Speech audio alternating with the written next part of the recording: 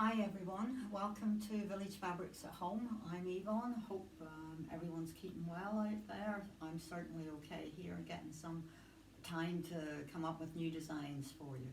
I've been spending a lot of time FaceTiming my daughter, and she is providing nursery school at home for two children.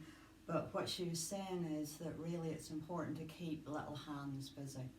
So what I thought might be an idea for some of you to, a project to do with your grandchildren, is this little needle nest. Now we sell these as kits in the shop. They're $4.75, but they do come with everything that you need to make one of these. I think this is probably suitable to stitch with maybe someone's 9, 10, that kind of age. You can do it either by hand or on the sewing machine. So it starts out as a little heart, and it opens up into a flower shape and is ideal for popping all your needles in to the petals. It also will take a little pair of scissors, my favourite scissors, will pop just in behind one of the petals and holds in place whenever you close it up. So I'm not going to spend too long in this video. It takes far too long to upload it, but let me try and go through the important points as to how to put this together. So let's start by in the pack you have full-size templates, so you don't have to worry about going out to find somewhere to increase the sizes or anything. So you need to cut this piece out. This is the outer of the little needle nest. Put that down on top of the lining fabric. You have two pieces of fabric and some wadding in the kit. So the lining tends to be the plainer one, and this is what the outer is going to be. It's a lovely little 1930s print that my daughter has liked for some time, so I think she might end up getting this little needle case. Having cut out the outer, take a Frixion pen or a marking pen of some description, it doesn't matter, and draw around the outside. So you have a piece of fabric with an outline on it. So now you've got to put the layers together in the right order as before. So let's start by putting the wadding down. And yes, it does have to be this quite springy polyester wadding. So then the outer fabric right side up, lining fabric wrong side up, because that's where you've drawn. You need to be able to see that to stitch around. So you have your two pieces of fabric right sides together. You want to pin this going through all three layers. These big flower headed pins come in really useful at this point. And again, to do try and preserve the shape, so don't put too many in, but put enough in to hold the whole lot together. Because you are going through two layers of fabric and a layer of wadding, you probably want to make your stitch length on your sewing machine a little bit longer, so probably up to something like a 3. If you're going to stitch by hand, I would suggest you go round with a back stitch. Going to sew all the way around on the drawn line. Leave yourself a gap of about 2 inches so that you have space to turn it through.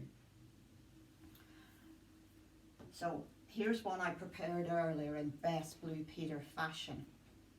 So what I've done here to show you what's happening is I have cut out about 1/8 of an inch beyond the line that I've stitched around. So I then have a piece that looks like this. So this is what I've done. I've cut out my shape.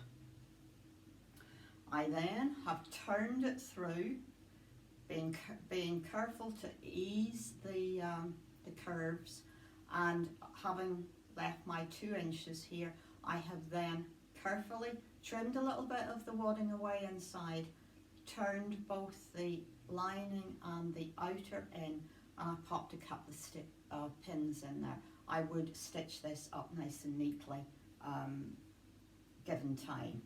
So what you need to finish off now is, in the template you do have the template for the inner felt element. So again, cut this out and go around marking the edges. Now whenever you have to work with felt, the marker pens do tend to be a little bit of a problem. Best thing to do is to actually pretend you're doing some kind of fancy art and you're doing that little dabby thing, so you're creating little lines. So all the way around on your felt, setting those aside, because here's the blue one that I'm doing to put into this needle nest. Having cut round, take your time and cut round smoothly, because this is your finished edge, so you don't want any little jaggy bits. The way that this needle nest closes up, it closes up because of the lines you're going to stitch through to form the petals on here. So to be able to stitch those lines, the thing to do is to take your ruler and your Frixion pen, or if you have a Frixion pen, this is the time to use it, otherwise a chalk pencil, because this could still be visible. This is a right side marking you're doing. So again, going back to the fact that this is felt, I'm going to just dab down here, making little dots. And what I'm doing is creating the segments on this floral pattern. So I'm going from the valleys around the edge, going across. You have eight segments, so 4 lines, yeah? This is then going to be centered in your needle nest. So fold that way, fold up, and fold across.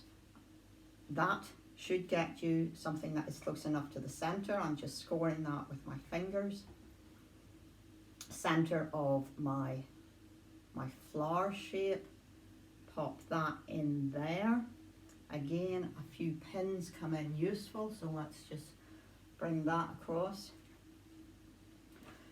Now, whenever you stitch these in place, you really need to be thinking about your stitch length and the colour of thread that you're using, because both are going to be visible. So I'm probably going to put my machine up to a 3.5 in this instance, and I have put a thread that matches this pattern fabric on my bobbin, and I have a slightly different colour on my top spool because it's going to match the felt. So in the kit we give you full instructions and all of the elements that you need to complete the project. So I'm just extending my stitch length and I'm coming up to a 3.5, so that's doing what it should do.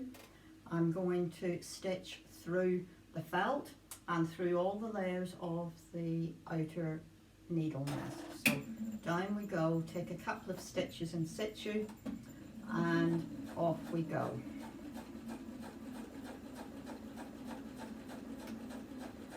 And while I'm doing this, you might want to have a look behind me, and being pretty much here by myself, I am of course heading off to my happy place, which is doing some Japanese design work.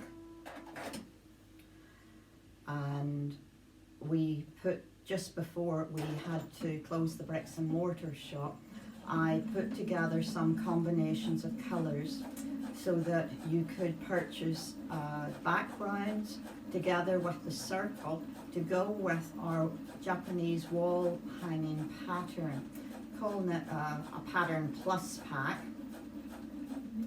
And the colour combinations that I chose are, as you can see behind me.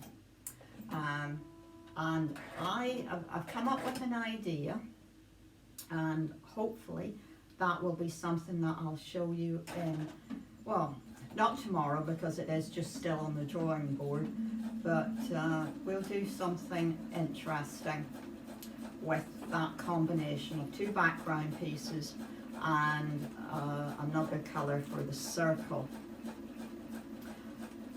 By that point, I hope that you will have got a little granddaughter or grandson sitting beside you helping to sew. Now, I've just got one more of these to do, and then it will all become clear. There we go.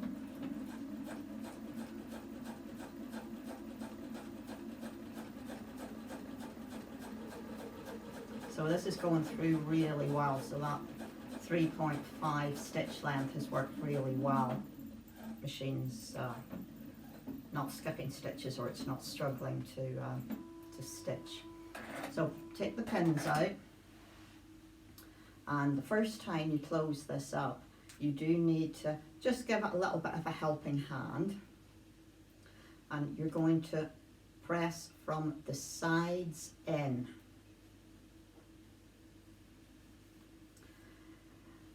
In the kit, as I say, you have the Velcro, which you will then stitch onto both both the little tab and to the body of the needle nest. And we also give you a button to put on the top here. You could of course make a buttonhole here if you were that way inclined, and of course it would be another skill to teach to your grandchild. Now, we pop a button in, but equally you could put a little individual daisy on there. I think that's quite pretty, especially with this design. But in this instance, I have found a rather pretty little teapot in my button box, and that's just going to be right for my daughter. I hope this project is providing you with some inspiration, and you know, watch this space. I'll be back soon. Look after yourselves. Bye-bye.